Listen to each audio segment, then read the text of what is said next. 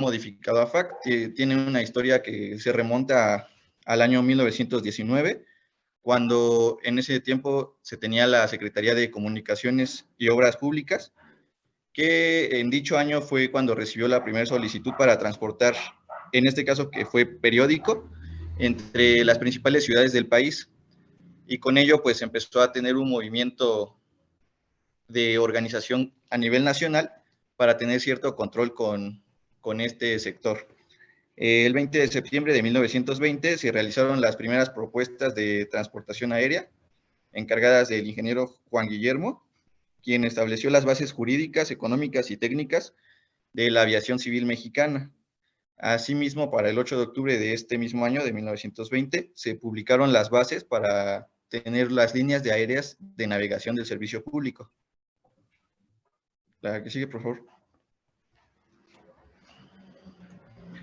El 12 de julio de 1921 se le otorgó el permiso de transportación de pasajeros a la Compañía Mexicana de Transportación Aérea, quien operaba con aviones de poca capacidad, pero que a pesar de ello se empezaba a tener un poco más de movimiento en este sector, y con ello el 15 de septiembre el presidente general Álvaro Obregón anunció el otorgamiento de concesiones de navegación aérea para los servicios de transporte aéreo. Para el 1 de julio de 1928, la Oficina de Aviación Civil se convirtió en el Departamento de Aeronáutica Civil, por acuerdo de Ramón Moss, secretario de Comunicaciones y Obras Públicas, y en este mismo año se iniciaron las obras del Puerto Aéreo Central de la Ciudad de México, mismo que entró en operaciones en 1929.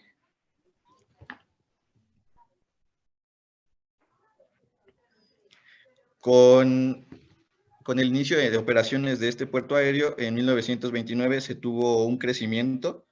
en cuanto a números de ruta, en cuanto a aeropuertos y su grado competente internacionalmente. Con ello se firmó un tratado internacional de aeronáutica civil. La dimensión de crecimiento fue tal que en dicho año México ocupaba el segundo lugar en aviación en América y el quinto a nivel mundial. El Departamento de Aeronáutica Civil se convirtió en Departamento de Comunicaciones Aéreas en 1930 y el 30 de junio, siendo Pascual Rubio presidente, publicó la ley sobre aeronáutica civil.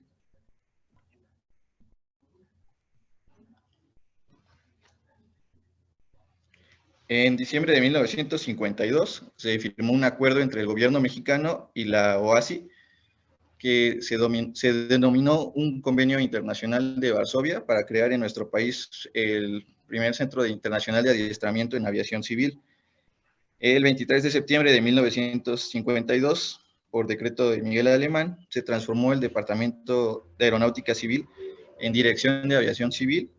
y para el 1 de enero de 1956, este mismo departamento se convirtió en la Dirección General de Aeronáutica Civil, DGAC, como se conocía mucho antes de AFAC, y a finales de 1968 DGAC otorgó los primeros permisos para el servicio de taxi aéreo. Siguió en constante crecimiento y desarrollo, y ahorita un poco más actual, la aviación mexicana se transforma y nace la Agencia Federal de Aviación Civil, conocida como AFAC, el 16 de octubre de 2019, por decreto presidencial. Y con ello, pues, AFAC heredó las mismas condiciones que DGAC, intentando implementar niveles de seguridad, mecanismos de regulación, proponiendo políticas públicas y de supervisión para verificación de concesionarios, permisionarios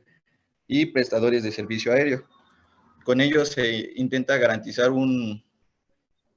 buen cumplimiento del marco regulatorio y de esta manera lograr que la aviación opere de manera segura.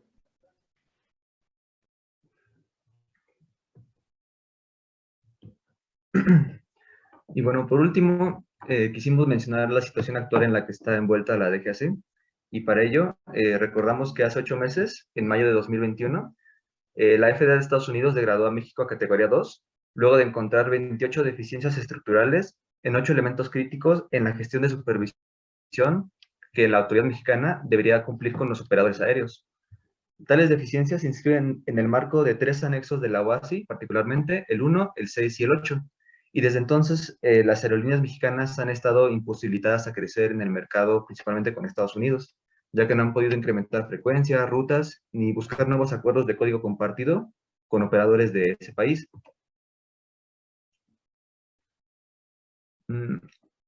Por esto fue que recientemente el gobierno decretó modificaciones al reglamento de la Ley de Aviación Civil para atender específicamente las recomendaciones de la FAA en términos de legislación que sustente la seguridad operacional con el objetivo de recuperar cuanto antes la categoría 1. Y esto como nota, pues históricamente México ha formado parte de la categoría 1, salvo una vez cuando se le degradó en 2010. Y en aquel entonces tomó 162 días, que son aproximadamente 4 meses, para resolver tales deficiencias, además de una inversión de $500 millones. Y bueno, su situación actual es que, a decir de las autoridades, México ha atendido ya el 80% de las deficiencias. Sin embargo, hay reportes que indican que la FAC solo ha podido completar bien uno de los 8 rubros que mencionamos que necesita para poder avanzar en la recuperación de la categoría 1. La autoridad estadounidense ha reportado avances en temas regulatorios, de análisis de salarios y en la capacitación de personal médico para supervisar la condición física de los técnicos aeronáuticos del país, aunque señala que todavía tiene pendientes la aplicación efectiva de aumentos salariales, así como la capacitación completa de inspectores verificadores aeronáuticos. Otra de las cosas en las que la autoridad mexicana, o sea, la FAC, no ha podido avanzar, según la documentación de la FAA, es en la adecuación de una metodología para emplear la cantidad suficiente de inspectores que supervisen todas las marcas y modelos de aeronaves operadas por las empresas en México. Y bueno, hasta el momento, la FAA no ha establecido una fecha para volver a aplicar la auditoría a la autoridad mexicana y analizar si México puede volver a la categoría 1 o se mantendrá aún sin cumplir los estándares de seguridad necesarios a nivel internacional. Esa es la situación actual de la FAC. Pues la bibliografía y sería todo, profesor. Bien,